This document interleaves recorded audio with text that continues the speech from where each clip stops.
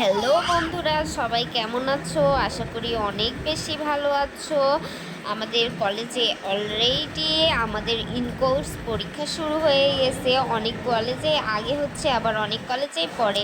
তো আমার মোটামুটি এক্সাম দেওয়া শেষ। সেই সময় আমি আমার এক্সাম রুমে রাদীপকে নিয়ে আসি। রাদীপবাবু এসে অনেক বেশি খুশি হয়ে যায়, আর সে আমার প্রশ্নের ওপরে লেখা শুরু করে দেয়।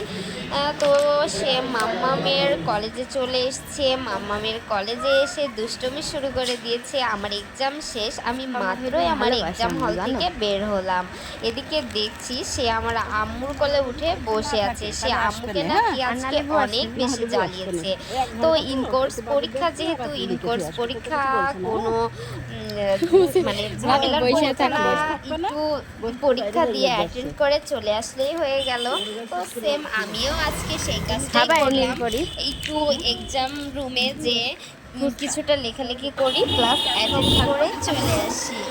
আর আমার ছেলেটাও যেহেতু বাইরে ছিল, তো আম্মু ছিল, তারপরেও মা আমি, আমার তো অনেক টেনশন হয়। তো আমি একটু অল্প হালকা পাতলা কিছু প্রশ্নের অ্যান্সার দিয়েই বাইরে চলে আসলাম। এবার আমরা চলে যাচ্ছি আমাদের বাসার উদ্দেশ্যে। তো বাসার উদ্দেশ্যে যাওয়ার সময় দেখেন রাদীপবাবু কি পরিমাণে দুষ্টুমি করছিল। অটোতে উঠলে সে তো খুব বেশি খুশি হয়ে যায়। এদিকে আমার এক্সাম, ফার্স্ট এক্সামটাও শেষ হয়ে গেল। আমাদের একদিনে দুইটা করে এক্সাম চলছিল।